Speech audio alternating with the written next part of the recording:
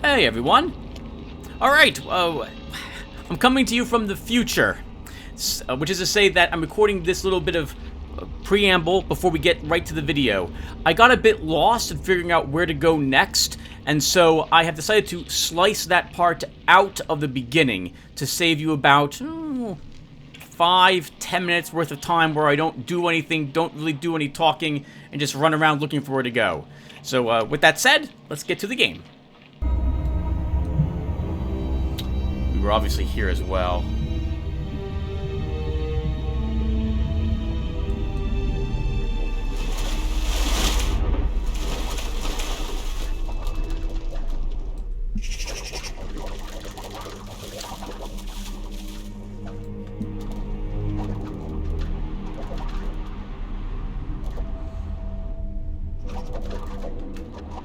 Oh, squeeze in. Alright, there we go.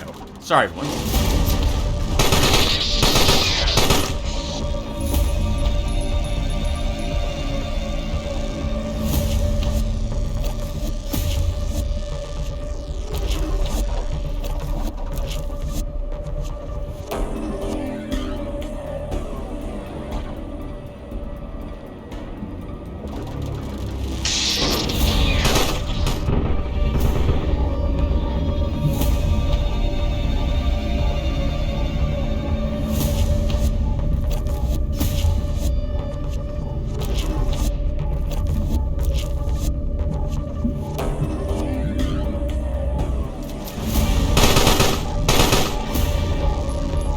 Oh, I can't escape now either. Okay.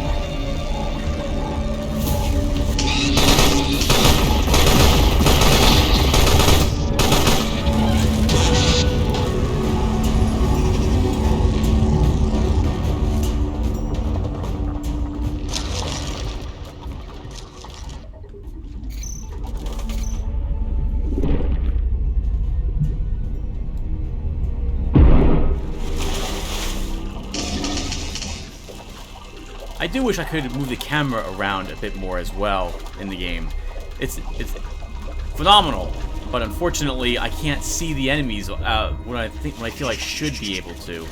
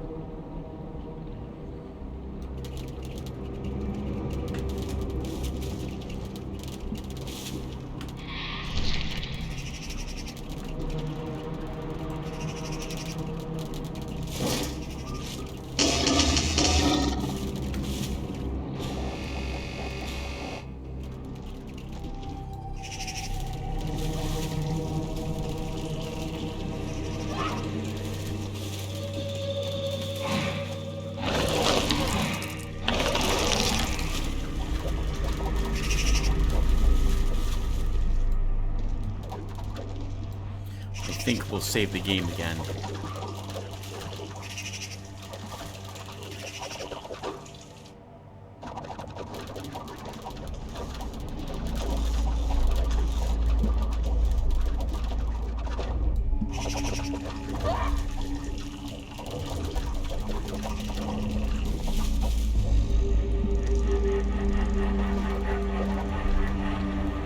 Or not. Let's... actually, there was a safe spot right on the other side of this fight. A nest.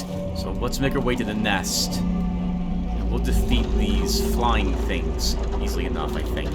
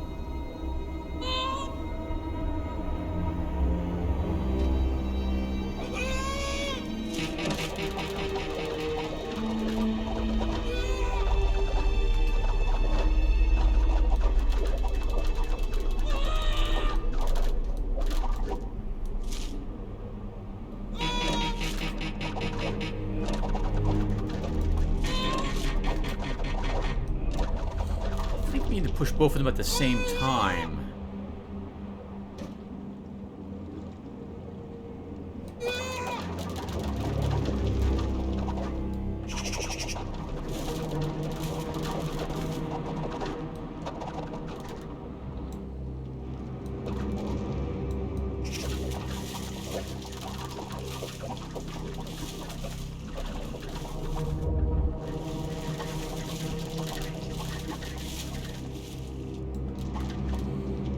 I don't know if we'll be able to force the one lock out.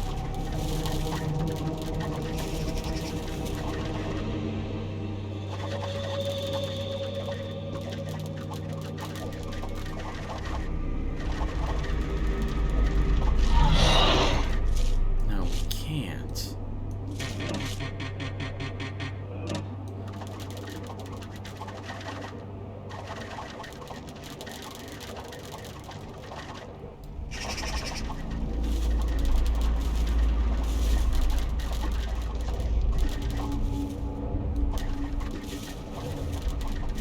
Okay, we'll come back to this one.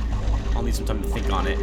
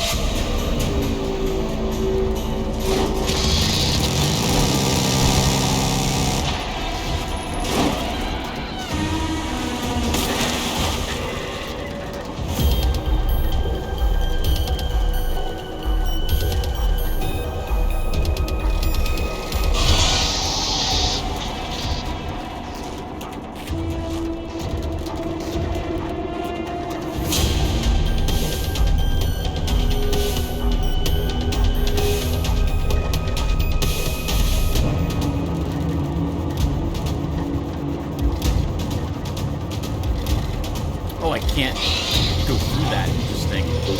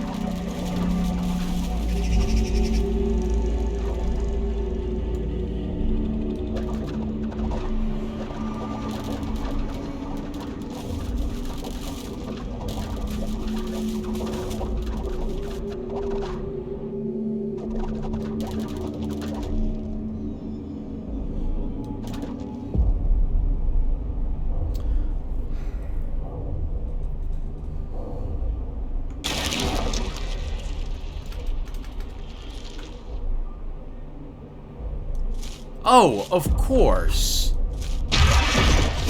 There we go. Wow, sorry everyone.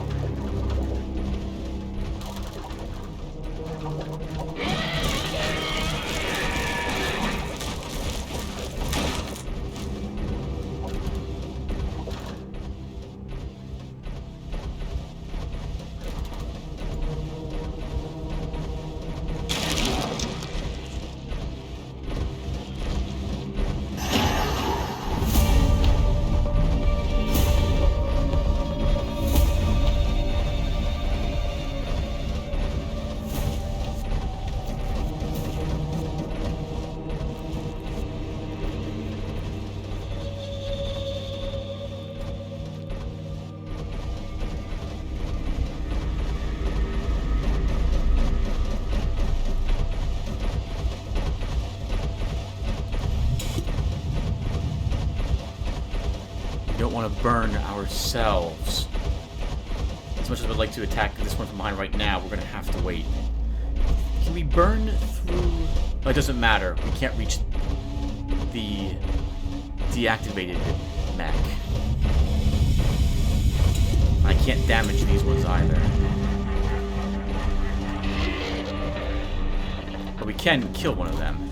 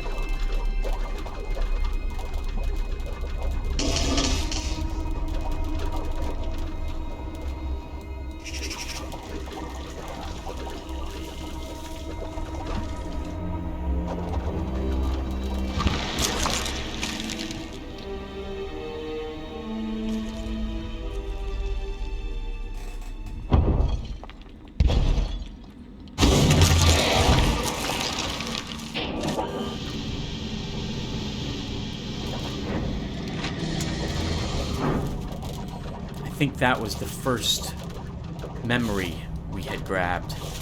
First flashback, so we must be near the end.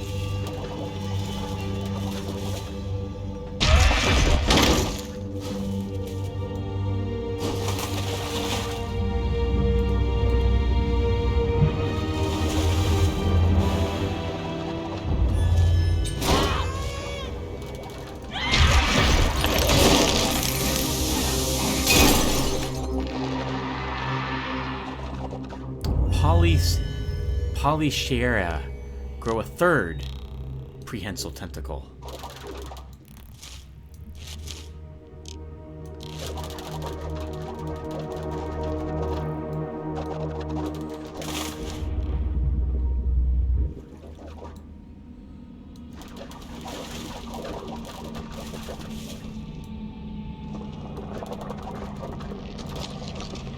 Oh, we're back at the mine shafts again.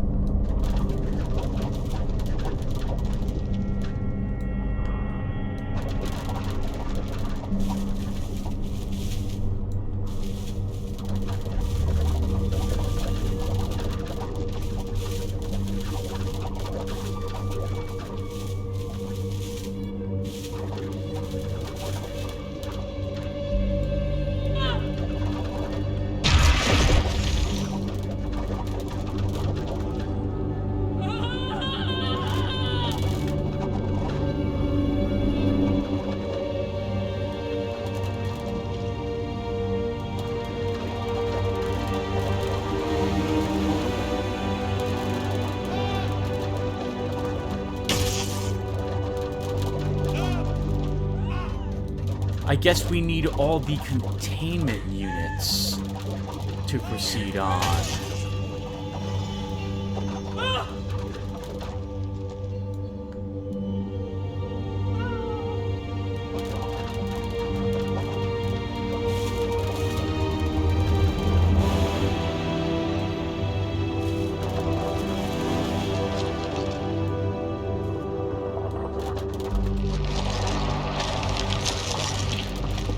Alright everyone, we're gonna look for another 2 minutes or so to see if we can find something, and if not, I will be back. I'm gonna cut the recording until I'm able to figure out where I need to go next. If we have to find all the other containment units, but if there's nothing else left for me to actually have to struggle against, then I don't see why I should subjugate you guys to watching me try to figure out where I need to go.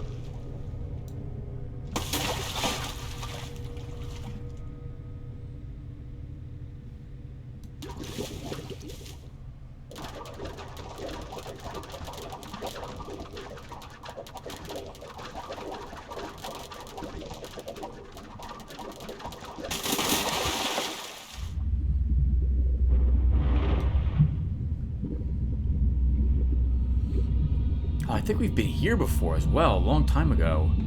So I'm only going around in circles still.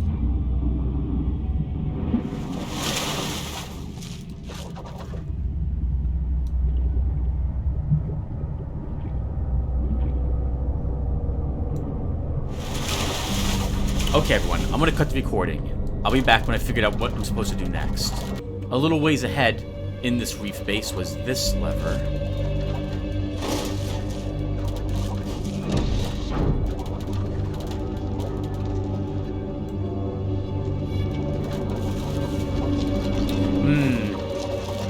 I'm opening more passageways where I'm unlocking different routes to areas I've been to previously, but I'm not finding anything new.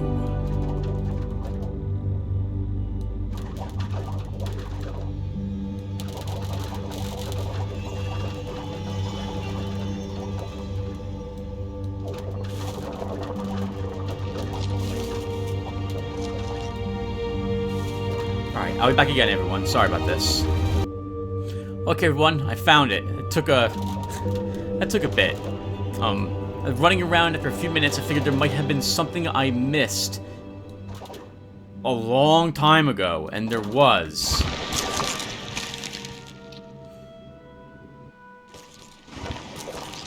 We missed something, it seems, in the research board. So I'm going to show you how to get here really quick for when you finally beat the bunker. Here's the bunker. That was the last area we had just done all those individual rooms in. We go down, we go to the right, and we re-enter the BSL level 4 lab.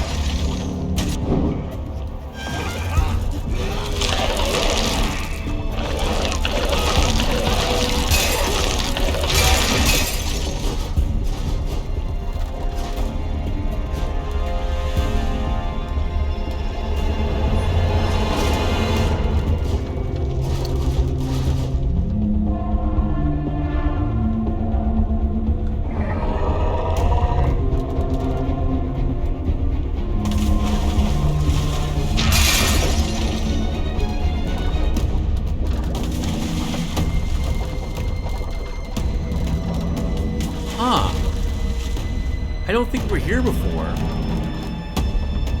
Something else escaped.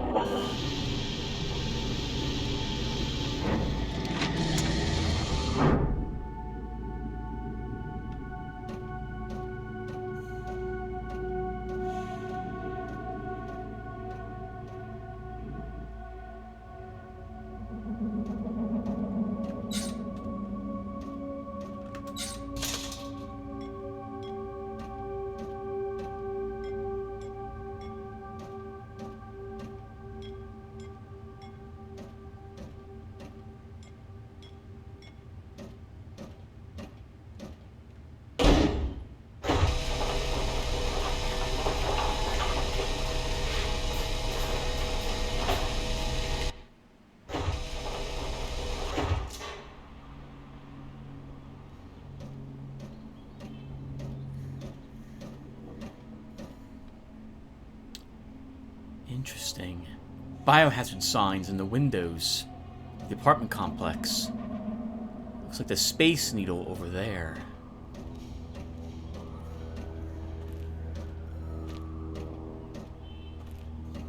Oh, something else escaped before we did. And the whole place is locked down. And abandoned, I suppose. Oh, or is it? Maybe that was only this one area. Well, that was awesome. Hey, I really like this game. A bit frustrating at the very end not knowing where to go. But otherwise, this is great. So, I'm going to type up a review. And just as all the games I've played before, we'll be back to give that review in person. Once the credits roll. So, I'm going to shut up. Actually, I guess no. Let's keep talking for a little bit. So, I really liked how you learn things as the Shoggoth. When you kill your first soldier, you realize that you can't eat them. Their suits are indigestible by you. I liked the delicate balance between wanting to be the largest, most powerful version of us, but then we're so large we can take all these extra hits because of it.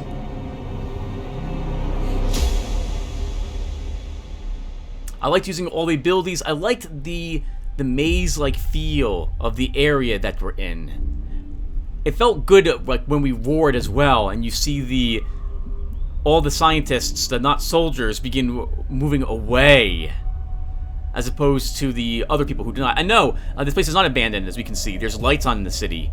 So I guess at the very end, we got another upgrade that allowed us to perfectly mimic a human. And with that, we were able to walk out. Yeah. Wow. So this is like, ending is a little bit like The Thing, but a bit worse for humankind. Because in John Carpenter's The Thing, you don't know who survived at the end. You don't know if the alien made it out. Here, we can see that it totally did. And it's now out in this city. Oh, there's multiple Sky Needles, so this isn't wherever it is the Sky Needle is located, which I can't remember the name of the city. I love the movement of the Shoggoth as well. The tentacles leaping out to grab things. I liked as you took damage, there's less and less of you. Your biomass gets destroyed. That's some nerve-wrackingly close battles at the very end. I really liked the final fight against when I was the smallest I could be, and I realized, hey, I can throw that Marine up several platforms, possess him, and then take over the mech with him piloting it. I think that saved our life right there at the very end. We wouldn't have made it. It would be fun to play this game, see if there's an Iron Man version of it, where if you lose, that's it. The good guys, I suppose, win. But I don't know if the lab we're working for was the good guys. I didn't stop. In the beginning, the first episode, I was stopping to read all the little the text tickers that scrolled by, but I stopped pausing to do that later on.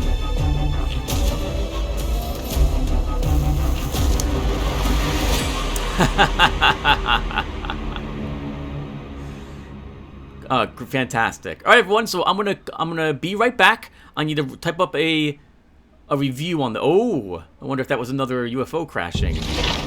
I need to type up a review, and then I will be back to give it. So give me a few seconds, everyone.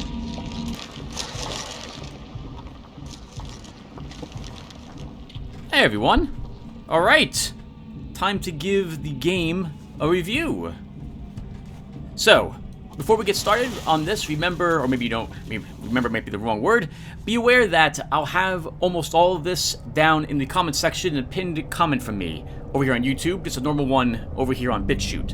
So you can read it in case you don't want to hear me talk about it.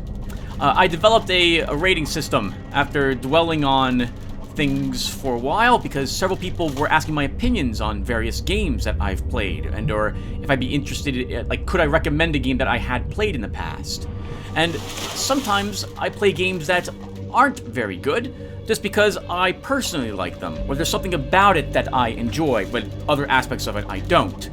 So I decided to start grading games this year, and I developed a system that I think I like.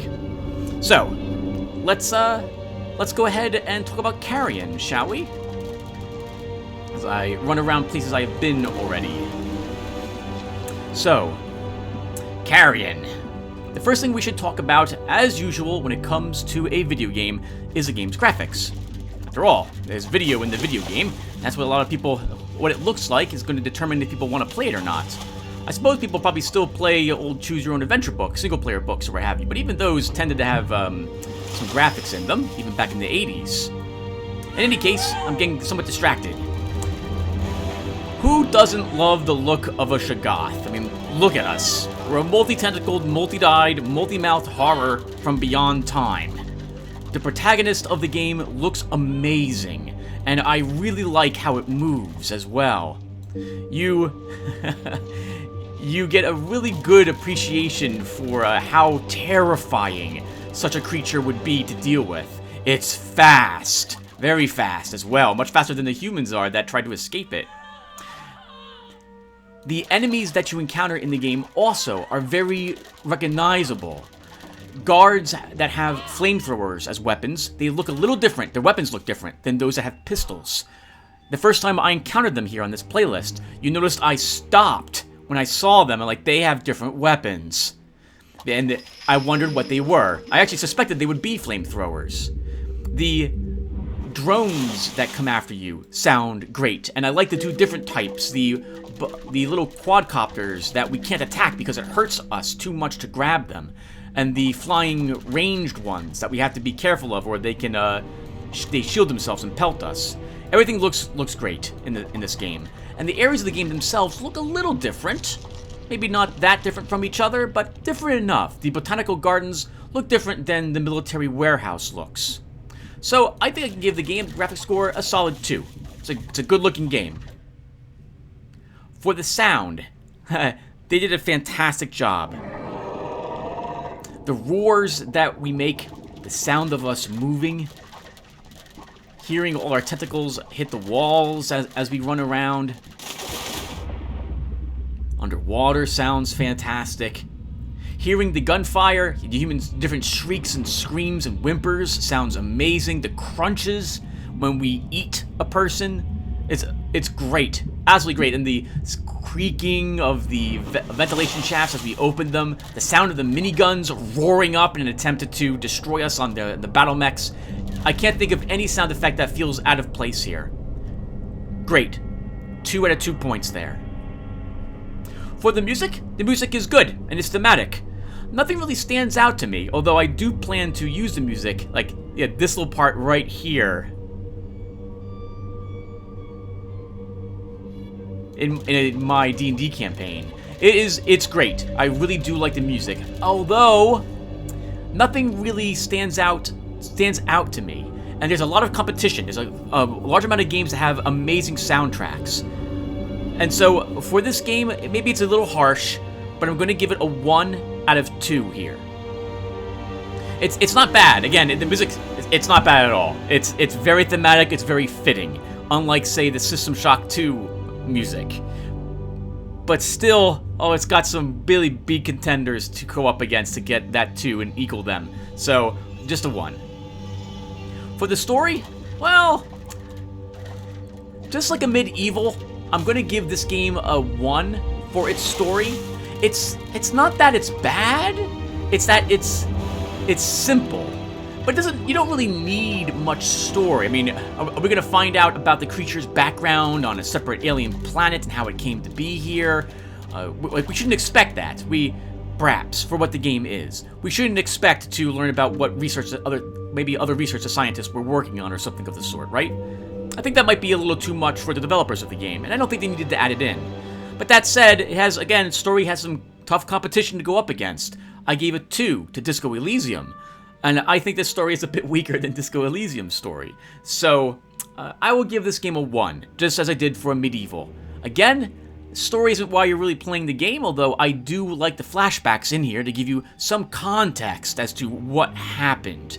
But still, I think a 1 is fair for this. It's definitely not Planescape Torment. I didn't cry at any point. I didn't get super emotional like I did in Amnesia Dark Descent, but the game's not aiming to do those things, so it gets a 1. Again, in this instance, I'm saying it gets a 1 because it wasn't the game's focus. It doesn't need to be the game's focus, but of course, I grade every game with the same type of idea and scores against every other type of game. And so, if there's, again, I think a 1's good. For gameplay, 2. Solid 2. Gameplay is fantastic. The creature's movement feels natural to me. Like, it's really amazing. If you don't own the game, you have to play it to really understand how, at least how I feel, how the movement of the creature alone really makes the game for me. It's really phenomenal. I love the way in which we have to deal with the different guards as well. Like humans, normal humans with pistols can be chomped on to kill them very easily. Drag them to the mouth, they're dead. Guards, however, are tricky with their spiky energy shields that we can't quite grab, and we have to kind of swing them around because we can't eat them either, so we can't recover life if we take damage from them. I like that sort of stuff. And none of these things are told to you. You get to experience it as a creature would.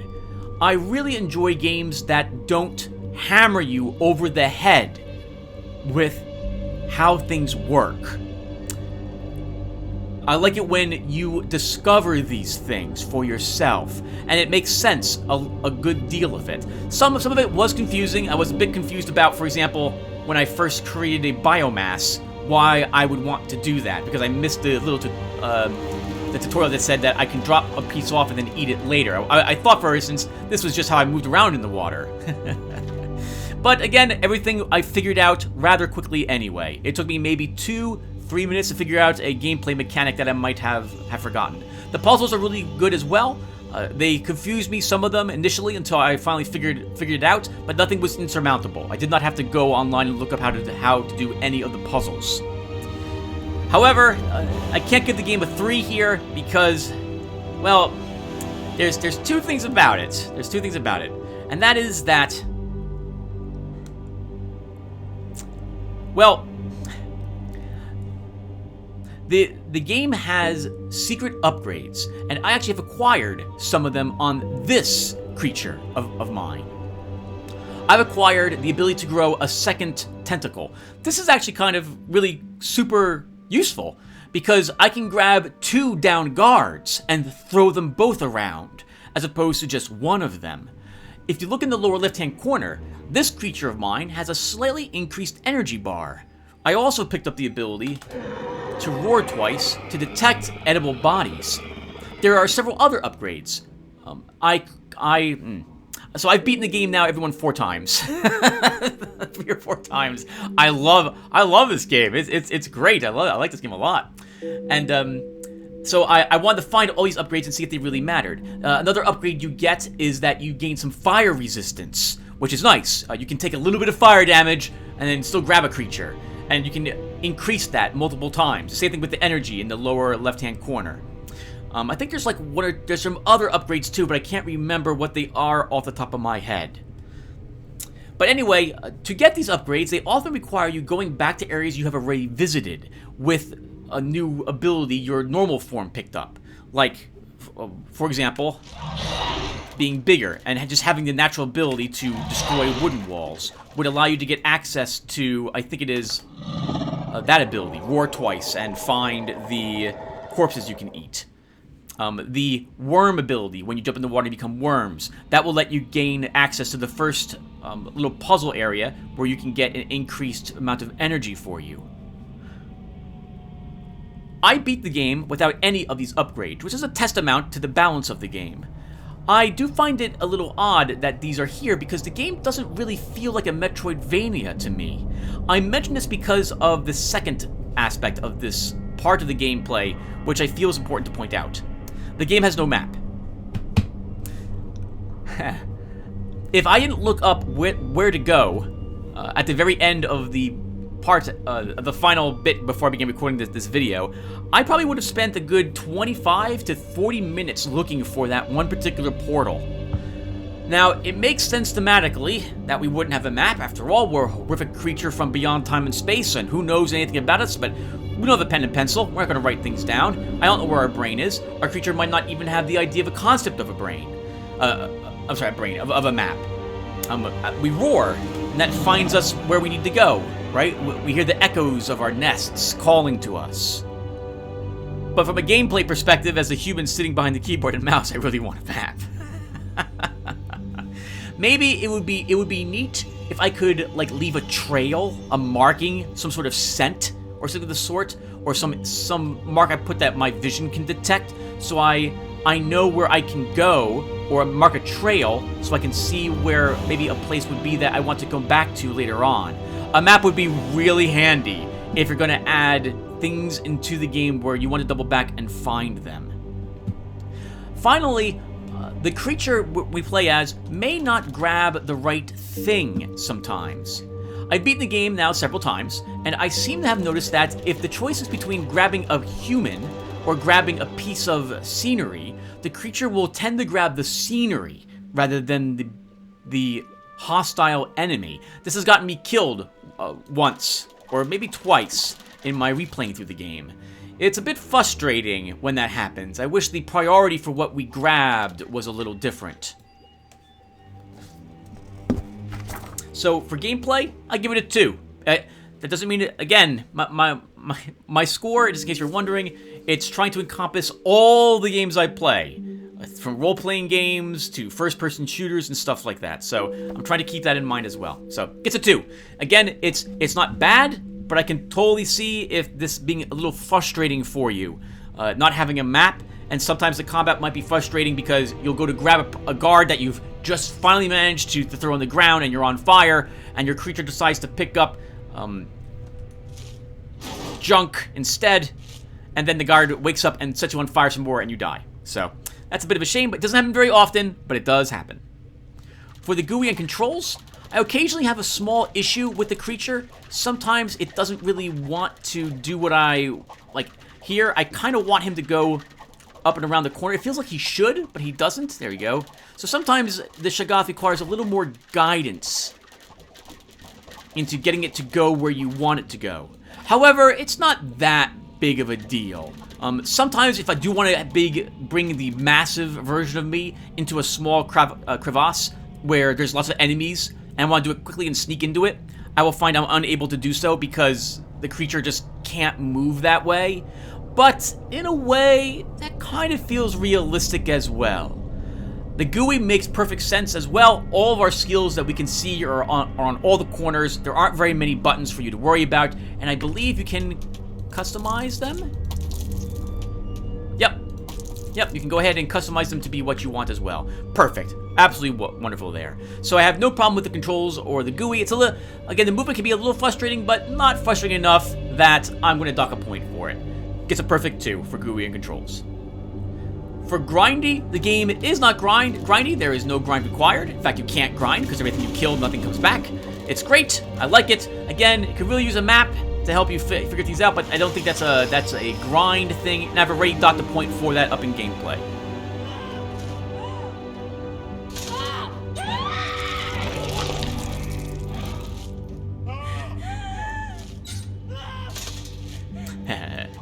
For bugs and frustration, I encountered absolutely no bugs while playing the game. That's great.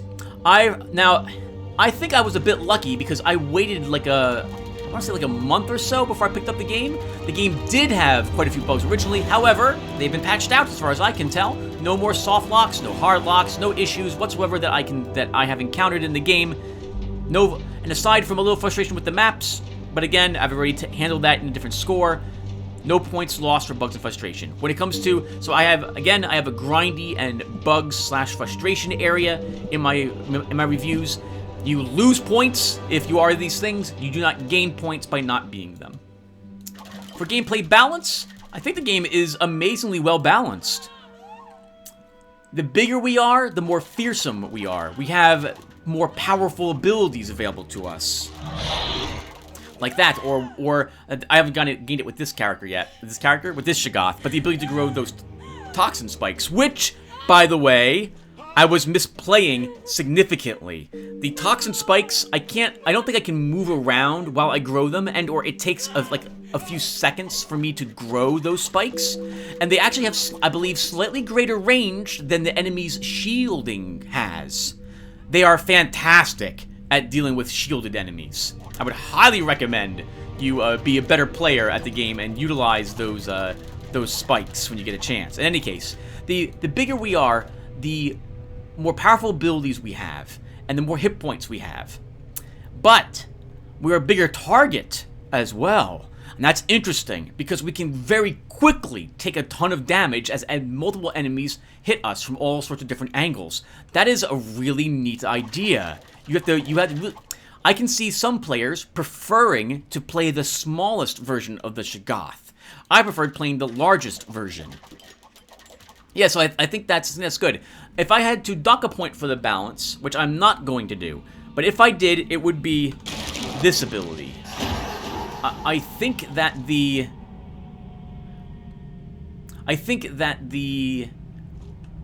mind control, the parasite ability, is a little too good, in my opinion. There needs to be a timer, or like I need to begin losing biomass, or something of the sort while I do this.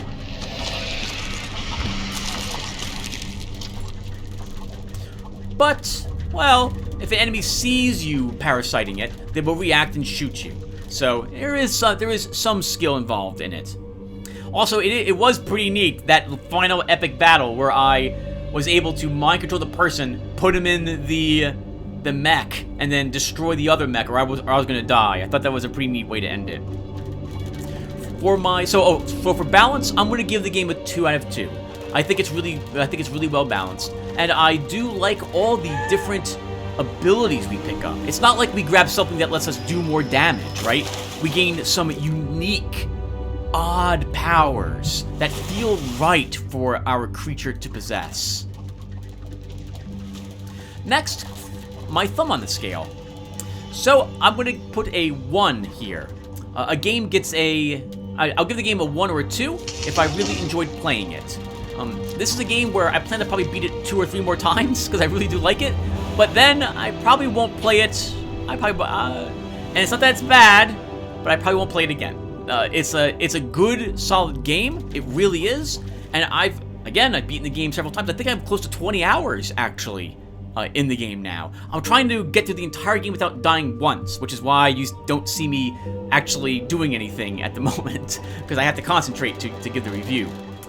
Yes, but yeah, I give the game I'm going to add 1 bias point to it. I like the game. It's a good game. I've really enjoyed playing the Shoggoth. For some reason, no, that's it. That's all I'll say. All right, so, and finally, the awesome ending. Since I've been doing these reviews, I haven't given any game the very coveted 1 point for an awesome ending. And for this game, I also really had to mull it over for some time. I love games and movies where there is a twist ending and the bad guy wins in some fashion. I really like the question mark endings in particular, like the ending to The Blob, where they leave it in Antarctica or someplace like that where it can't unfreeze itself. But if someone finds it, it will get freed again. Or the ending for, well, yeah, The Ring, for example, where they didn't stop the girl from killing more people, and she goes out and kills again. Really good. I like those. This had a very appropriate twist ending for like a horror movie, where our creature, the very first thing well, not the very first thing, but almost right away, we encounter that sealed door that won't let us leave because we're not a human.